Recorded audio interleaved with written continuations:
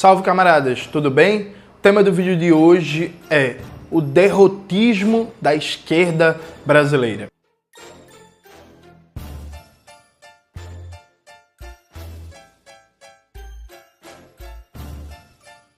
Antes de começar propriamente o tema do vídeo do canal, quero muito agradecer a você que ajuda a manter e melhorar nosso canal a partir do Apoia-se. Seu apoio é fundamental para a gente continuar o nosso trabalho. Preferir o Pix, está aparecendo aqui como QR Code na tela do vídeo. Camaradas, note, eu dei uma entrevista na sexta-feira para o 3 Elementos, né? Foi uma entrevista fantástica, coloca aí na tela, Maxwell, quero muito agradecer. E aí foi uma recepção maravilhosa, então, assim, fantástico. Espero voltar no 3 Elementos em breve. Desejando também, obviamente, melhora, uma recuperação plena para o Pirula. Foi uma pena ele não estar lá também, assim, ansiava há muito tempo por uma conversa minha com os camaradas do 3 Elementos junto com o Pirula. Não rolou dessa vez, mas vai rolar na próxima, tenho certeza disso. Dito isto, eu estava lá debatendo algumas propostas, algumas ideias, algumas bandeiras centrais que a gente pretende defender, que já vem defendendo enquanto pré-candidato a deputado federal aqui para o Pernambuco, né, em filiação democrática ao PSOL. E aí, no chat, tinha muita gente dizendo, é impossível, não vai conseguir aprovar isso, não vai conseguir, não vai conseguir. E isso se reflete na dinâmica de vários comentários que eu venho recebendo em debates críticos que a gente vem tocando, né? Então, por exemplo, nós estamos numa jornada muito intensa de fazer um debate sobre ciência e tecnologia no Brasil e mostrar que é impossível ter um sistema nacional de inovação e enfrentar a dependência tecnológica do capitalismo brasileiro sem, dentre outras coisas, revogar a lei de patentes, que é a mesma desde o governo FHC, que na época, vale lembrar, o senador Darcy Ribeiro chamou da lei de patentes mais entreguista do mundo. Uma das consequências disso é que hoje 80% das patentes registradas no Brasil são registradas em nome de não residentes, ou seja, grupos de capital estrangeiro, fundamentalmente. Assim como no 3 Elementos, eu fiz um debate sobre a dinâmica orçamentária brasileira. Eu expliquei, não em todos os detalhes, né, mas uma explicação um pouco ampla, porque hoje é impossível planejar no Brasil. A dinâmica da arquitetura institucional do Estado burguês no Brasil, com suas regras fiscais neoliberais, com a macroeconomia neoliberal, com a dinâmica de fazimento do orçamento de forma anual, todo ano, o presidente da República tem que aprovar a lei orçamentária anual no Congresso Nacional, sujeito a todo tipo de pressão, de lobby, de ciclos de popularidade. Às vezes a popularidade está mais baixa, às vezes está mais alta. Quando a popularidade está mais baixa, a capacidade do Congresso de colocar a faca no pescoço do presidente é maior. Uma das propostas que a gente defendeu para dar alguma capacidade de planejamento para a economia brasileira foi uma mudança no padrão orçamentário no Brasil, da ideia de que o seguinte, o presidente da República, por exemplo, quando eleito, ele vai ter que, no seu primeiro ano de mandato, apresentar um plano de governo de 4 anos, e esse plano de governo de 4 anos vai ter o orçamento dos 4 anos do mandato. Em vez de ele aprovar anualmente o orçamento, aprovar o orçamento para os 4 anos de gestão, e esse plano tem que ter obrigatoriamente metas concretas. Metas para superar o analfabetismo, para universalizar o saneamento básico e o acesso à água potável, para transformar a mobilidade urbana, para a recuperação ambiental, para a redução da violência, para desenvolvimento de ciência e tecnologia, para a redução de déficits comerciais nos setores estratégicos como saúde, eletroeletrônicos, fertilizantes e por aí vai. Fora várias outras propostas, né, que a gente apresentou lá nos 3 Elementos que vão compor, já estão compondo nossa pré-campanha de deputado federal. E o debate mais amplo, né, sobre as reformas estruturais que o Brasil precisa e a perspectiva e as tarefas da Revolução Brasileira. E aí, veja, era muito derrotismo, né? Ah, não, mas isso não passa, mas isso é impossível passar e por aí vai. E aí, repare, gente, veja, ninguém acha que a gente vive um céu de brigadeiro.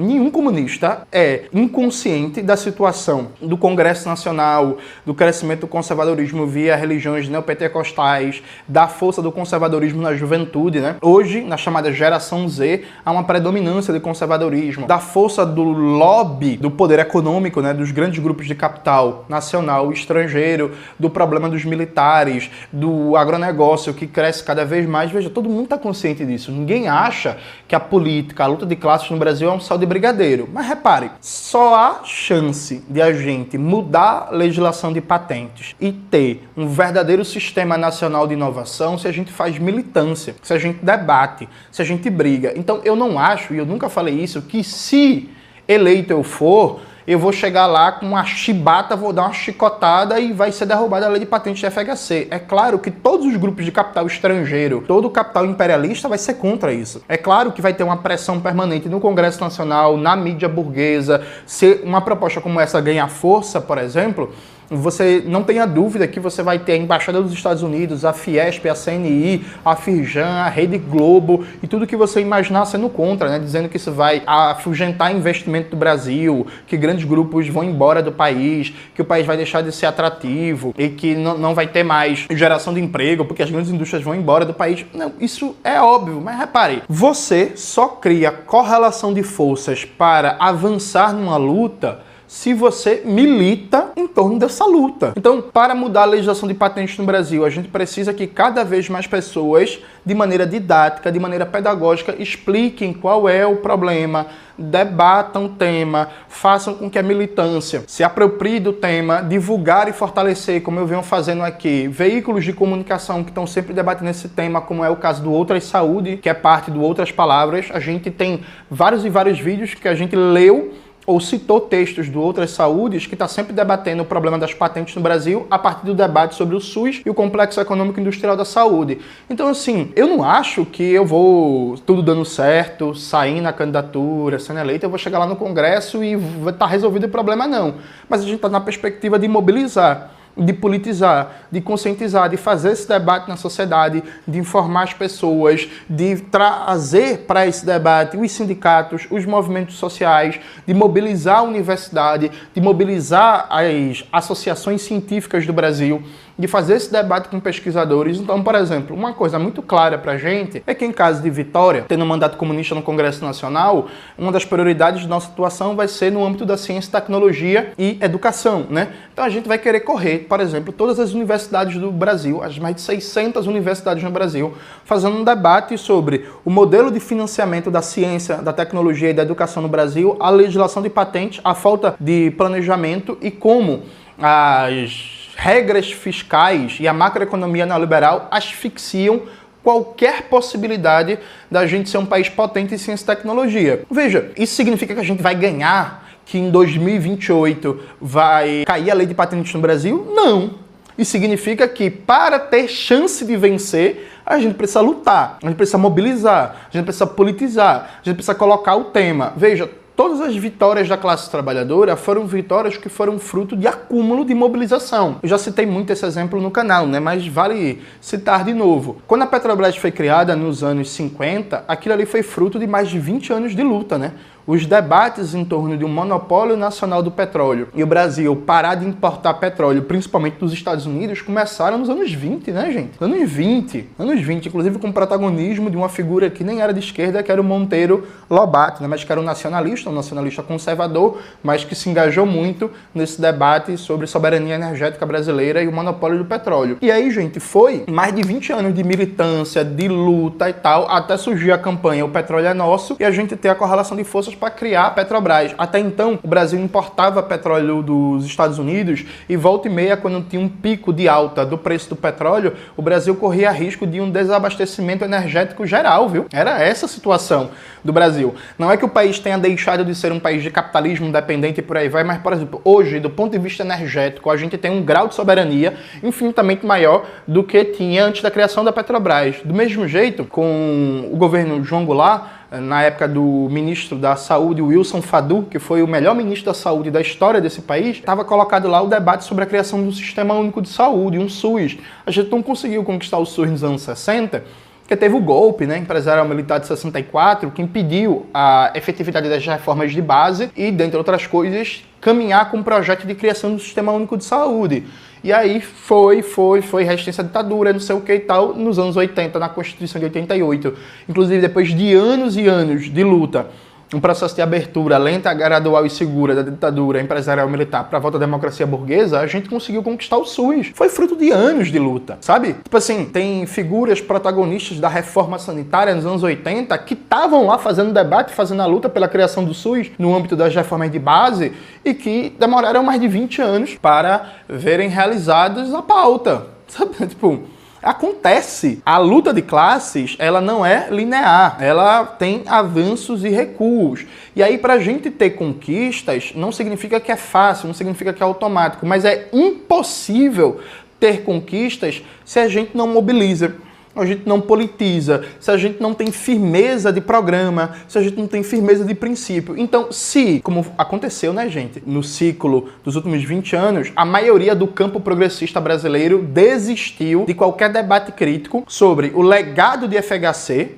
tanto é assim que o tripé macroeconômico segue vigente, tanto é assim que a lei de responsabilidade fiscal segue vigente, tanto é assim que o modelo de pós-graduação do Brasil, que é basicamente uma junção entre o modelo construído na ditadura e o modelo construído por FHC, ministro Paulo Renato, segue vigente. Tanto é assim que a legislação de patentes de FHC segue vigente. Então, é claro que, por exemplo, a gente não acumulou forças para derrotar isso porque a maioria do que se entende como esquerda desistiu dessa luta. Não politizou, não mobilizou. A maioria da militância no Brasil hoje, todos os partidos políticos, se você perguntar o que é a lei de responsabilidade fiscal de FHC, infelizmente a maioria da galera não sabe, porque essa memória histórica se perdeu. Tá ligado? Tem gente na militância que defende o governo FHC como algo bom, que defende o tripé macroeconômico do governo FHC. Quando eu fiz o debate lá com os 20 petistas no Spectrum, né?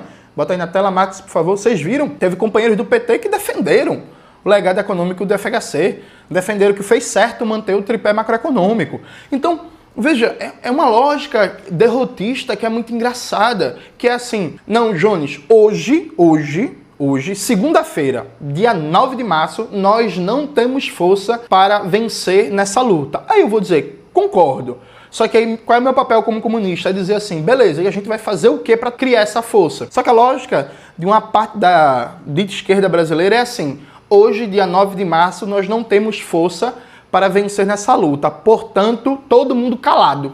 Ninguém fala dela. Oxente! E vai ter força quando? Se você não acumula, se você não mobiliza, você não politiza, se você não debate, se você não cobra, se você não tem coerência ideológica, se você não forma lideranças políticas que tenham realmente esse compromisso de vida. Tipo, como é? Como é que vai criar correlação de forças para arrancar essa conquista? Como é que vai criar correlação de forças para a sociedade brasileira, para a classe trabalhadora se organizar melhor e mais à esquerda? Como é que vai criar correlação de forças para colocar na ordem do dia uma revolução brasileira? O socialismo no Brasil. É claro, gente, que hoje no Brasil não existe, por exemplo, uma correlação de forças para fazer uma reforma na dinâmica orçamentária brasileira para permitir planejamento. A macroeconomia neoliberal e o modelo neoliberal que proíbe qualquer país de planejar. Inclusive, esse é um debate clássico dos economistas, que é falar da dinâmica curto-prazista da economia financiarizada e rentista do neoliberalismo. Uma das coisas que o modo de reprodução capitalista neoliberal acabou, enquanto possibilidade histórica, principalmente nos países da periferia do sistema, foi a possibilidade de planejamento. Então, o modelo institucional do Estado burguês no Brasil de 45 até 64 tinha infinitamente mais mecanismos de planejamento do que tem o Estado burguês hoje. Na prática, no Brasil, a última vez que a gente teve planejamento foi com o segundo PND durante a ditadura empresarial militar. Desde os anos 80 para cá não existe planejamento no Brasil. O Ministério do Planejamento ele não planeja. É um mero ministério de gestão das regras fiscais neoliberais e de formulação da LOA, da Lei Orçamentária Anual. Então, veja, ninguém é inocente. Eu nunca falei, eu não acho que a gente tenha correlação de forças agora para dizer assim, ó, um dos problemas do Brasil é que a gente tem uma dinâmica orçamentária que, por exemplo, a UFPE, a universidade que eu estudei, ela não sabe qual orçamento ela terá em 2027, porque você tem uma lei orçamentária anual que, como eu já disse, está sujeito a ciclos eleitorais, ciclos de popularidade alta, popularidade baixa do governo, que tem uma dinâmica de captura do orçamento pelo Congresso Nacional, né, de uma espécie de parlamentarismo orçamentário. Então é impossível, por exemplo, para um órgão de ensino, pesquisa e extensão, como é a UFPE, planejar de fato, porque a UFPE não sabe qual orçamento ela vai ter disponível para 2027, 2028, 2029, ainda que você tenha programas que são financiados com recursos da CAPES, do CNPq, não sei o que dê uma certa previsibilidade orçamentária, mas isso é muito aquém do necessário. Então veja, eu sei que isso não está dado na sociedade brasileira. Eu sei que a maioria das pessoas não está fazendo esse debate. Mas qual é o meu papel enquanto comunista? É justamente colocar preocupações como essa na ordem do dia. É dizer assim, olha, todo mundo no Brasil fala que é bom ter ciência e tecnologia, tem que investir mais em ciência e tecnologia, mas é impossível desenvolver ciência e tecnologia com o modelo neoliberal e na dinâmica do capitalismo dependente brasileiro. Nós somos feitos para ser um mero consumidor de tecnologia produzido nos países centrais do sistema capitalista. Para a gente realmente caminhar para ser autônomo em ciência e tecnologia e ser uma potência produtora global de ciência e tecnologia, a gente precisa superar o capitalismo dependente brasileiro. A gente precisa conquistar o poder político da classe trabalhadora. A gente precisa de um governo revolucionário. Do mesmo jeito que quando a gente faz o debate, a classe dominante brasileira, ela não tem nenhum projeto nacional, não tem nenhuma preocupação democrática, não tem nenhuma preocupação com complexidade produtiva. Por quê? Ela é uma classe dominante, dominada. Ela está muito bem, obrigado, né, nessa acomodação dependente, subserviente ao capital estrangeiro, né, numa posição subalterna da divisão internacional do trabalho. Quando a gente faz esse debate, a gente não acha que dá para derrotar a classe dominante brasileira hoje, dia 9 de março. Mas a gente precisa criar a força política. Para criar a força política, a gente precisa que esse debate circule. A gente precisa que cada vez mais sindicatos, movimentos populares, intelectuais, associações de classe, órgãos como a SBPC, por exemplo, sejam tocadas por essa compreensão, por esse programa político, por essa visão estratégica de país do que é a luta de classes no Brasil. Mas aí, cada vez que você faz uma proposta, cada vez que você defende uma ideia, cada vez que você aponta um problema fundamental e a solução, a resposta da galera é dizer assim, mas não tem correlação de forças. Não, pô, beleza, e aí? É curioso, porque se criou uma cultura de um derrotismo permanente que é assim, o que você falou tá certo, mas é impossível, então cala a boca e vamos se contentar com o que tem. Gente, sabe? É isso. É uma das formas mais perversas que existem do realismo capitalista, como diria o grande Mark Fisher, sintetizado muito bem naquela frase, é mais fácil imaginar o fim do mundo do que imaginar o fim do capitalismo, que é assim, beleza, tá certo o diagnóstico, mas é impossível mudar qualquer coisa.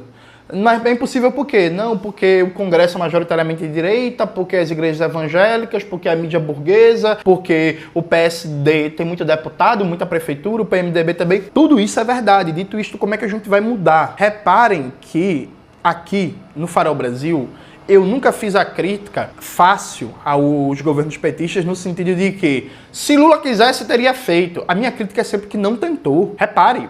Pode pegar vídeos antigos do canal e tal, vídeos de 4, 5 anos atrás, vocês vão ver que a coerência discursiva é a mesma. Minha questão é com tentar. E aí vou dar um exemplo para vocês. Concreto. O presidente Gustavo Petro, quando ele foi eleito, ele tem uma proposta muito ousada de reforma agrária. A reforma agrária do Gustavo Petro praticamente não andou na proposta original dele. É o maior número de desapropriação de terras para fins de reforma agrária da história da Colômbia? Mas está muito longe do número de hectares de terra que ele prometeu desapropriar. Se não me falha a memória, acho que não chegou nem a 50%. Então, essa é uma crítica concreta, por exemplo, ao governo Gustavo Petro, mas ele tem o mérito de dizer assim, eu tentei. Aí a gente pode fazer um debate sobre a forma que tentou, se foi a melhor forma. Um dos aspectos é a falta de organização popular num campo, embora o governo Gustavo Petro tenha muito voto em zonas rurais, em departamentos, em territórios mais afastados dos grandes centros, falta mais organização popular. A prioridade que foi dada em termos de comunicação, de mobilização aos ambientes urbanos, enfim, a gente pode fazer uma série de debates sobre por que não deu certo, não se avançou no ritmo necessário a luta pela reforma agrária, sem desconsiderar, evidentemente, o peso das oligarquias colombianas, sua influência política, econômica, o peso no sistema político burguês da Colômbia. Mas assim, tentou. Do mesmo jeito que o Brizola tentou, por exemplo, enfrentar a máfia dos transportes no Rio de Janeiro quando foi governador. Fez, inclusive, a desapropriação, a encampação de empresas, né? E expropriou ônibus de empresas privadas e por aí vai, tentou criar um sistema público, não foi exitoso, mas tentou, tá ligado? O meu problema, o debate que a gente sempre faz aqui é que aqui não se tenta. Então, de novo, na entrevista do 3 Elementos, eu falei assim, eu defendo a descriminalização do aborto, a legalização do aborto. Aí, na hora, no chat, começou a galera a falar, se tu ficar falando isso, Jones, tu vai perder eleição, tu vai perder voto, porque o Brasil tá muito conservador e tal. Veja, É um fato, gente, o conservadorismo crescente. Não só por influência das religiões neopentecostais, das igrejas, né, mas por influência também de uma propaganda digital de extrema-direita que vem capturando muitos jovens. Então, é um fato o crescimento do conservadorismo. É um fato que defender a legalização do aborto como parte da luta feminista pelo direito da mulher a decidir sobre si, sobre seu corpo, não é tão popular e pode tirar voto. Dito isto, como é que vocês acham que a gente vai ter correlação de forças para avançar nessa luta e descriminalizar o aborto no Brasil? Se todo mundo adotar a lógica de não vou falar para não perder voto, como é que a gente vai criar a correlação de forças para avançar? Tá ligado? Tipo, como é? É uma coisa que parece que virou uma espécie de pensamento mágico. Parece, e aí desculpem se talvez seja uma caricatura, mas eu acho que é isso, assim. Se espera, não se sabe como, não se sabe porquê, que em algum momento a conjuntura mude de maneira milagrosa para aí sim começar a tocar em temas lidos como polêmicos. Ué, sabe?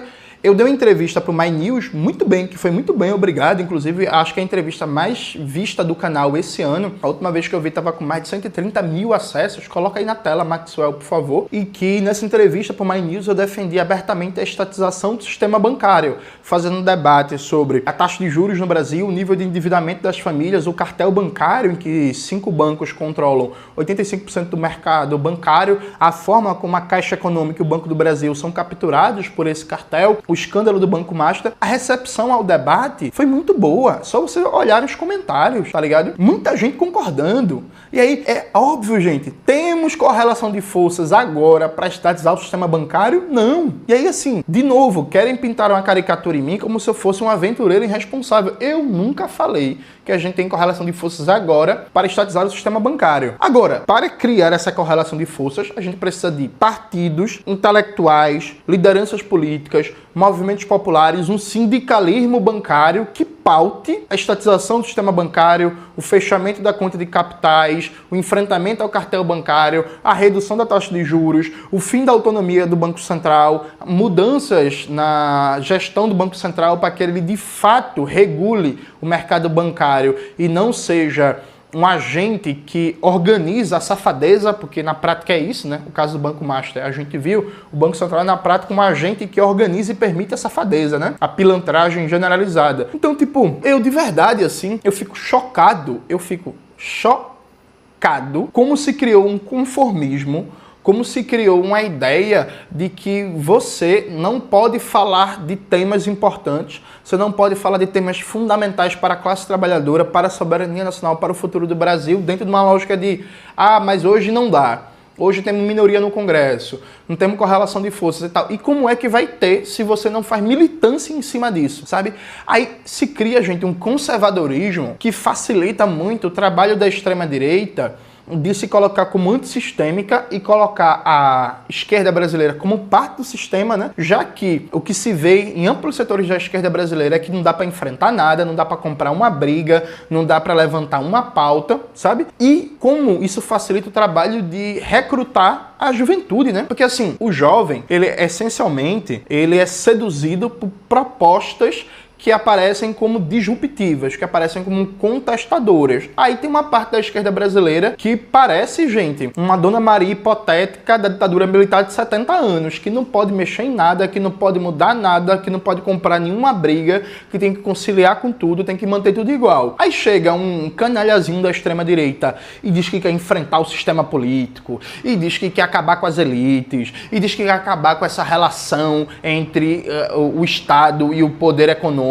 e diz que quer, do jeito deles, né, imbecil, fascistoide, mas eu vou acabar com Piauí, eu vou acabar com Tocantins, eu vou proibir que pobre vote, eu vou proibir quem receba Bolsa Família vote. De uma forma tosca, reacionária, fascistoide, esse sujeito está prometendo uma ruptura, né? Está prometendo uma ruptura com o estado de coisas econômico e político. É mentira, é mentira. É uma mera ideologia reacionária para manter o interesse da classe dominante. Sim, dito isto, ele está prometendo mudanças radicais. Aí gente que se diz de esquerda, em nome de justificar as escolhas políticas do petismo, porque é disso que se trata, adota uma postura extremamente conservadora em que desacredita, para não falar de Revolução Brasileira, qualquer mobilização em torno de reformas estruturais. Tipo, como assim, velho?